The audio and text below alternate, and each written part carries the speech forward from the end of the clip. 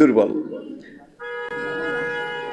ইসলামের ফৌজদারি আইন দণ্ডবিধি, সেখানে একজন পুরুষের সমান দুইজন নারী, একজন পুরুষের সাক্ষীর সমান দুইজন নারী। বাবা মরে গেলে ছেলে পাবে 1 কাঠা, মেয়ে পাবে আধা কাঠা।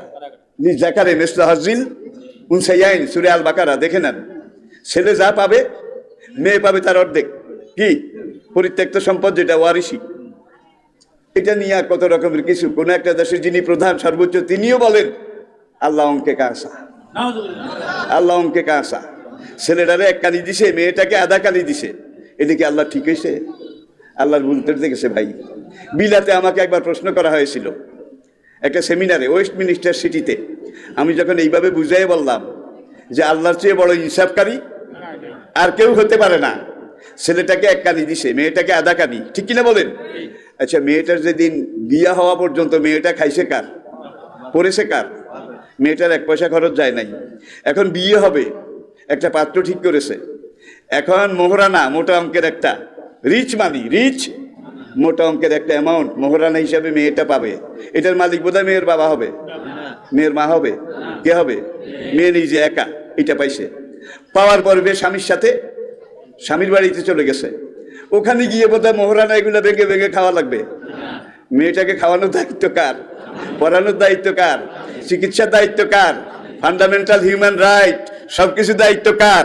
যার বাড়িতে গেছে সে সারা জীবন। বিয়ার আগে বাপে খাওয়াইছে, বিয়ার পরে স্বামী খাওয়াইছে, স্বামী মারা গেছে, এখন বুড়ি হয়ে গেছে, এখন সন্তান ছেলেরা খাওয়াবে, ঠিক কিনা বলে? সারা জীবন পরের রূপে খাইছে ভাই, নিজের কোনো খরচ নাই। বিয়ার সময় যেই মোহরানা পাইছে সেইটার লগে আপনি ওই বাবার ওখানে আধা কানি পাইছে এটা যোগ করেন।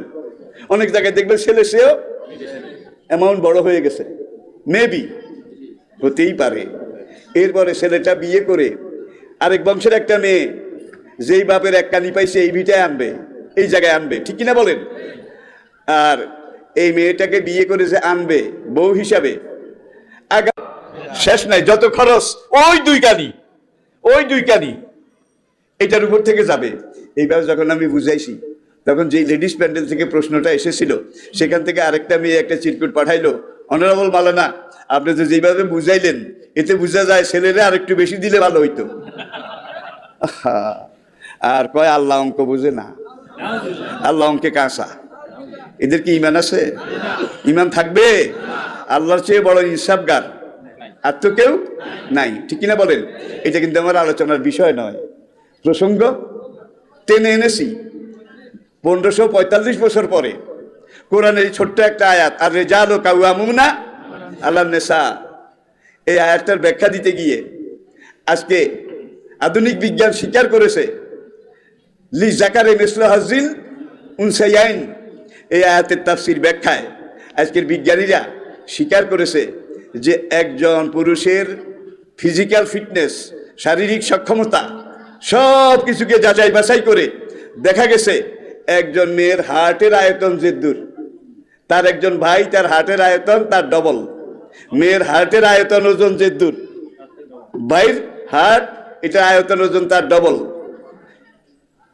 এরপরে আসেন শেষ কথা যেটা এই ব্যাপারে, এই প্রসঙ্গে, সেই কথাটা হলো আর রিজালু কাওয়ামুনা আলান নিসা। একজন পুরুষ 1 ঘন্টা নিঃশ্বাস, 1 ঘন্টা নিঃশ্বাসে যেই পরিমাণ অক্সিজেন জ্বালায় একজন নারী গড়ে জ্বালায় তার অর্ধেক। এইটাতে বিজ্ঞানীরা স্বীকার করেছে পুরুষের ইঞ্জিন যদি 10 ঘোড়া হয়ে থাকে, নারীর ইঞ্জিন 5 ঘোড়া। তেল অর্ধেক খায়, অক্সিজেন অর্ধেক খায়। এখন যেই গাড়ির মধ্যে তেল 5 লিটারের ক্যাপাসিটি, সেখানে আপনি 10 লিটার দিতে পারবেন না, ঠিক কিনা বলেন? আবার যেই গাড়ির 40 লিটার ক্যাপাসিটি, সেখানে আপনি 20 লিটার দিলে তার পেট ভরবে না, ঠিক কিনা? এটা বাস্তবতা।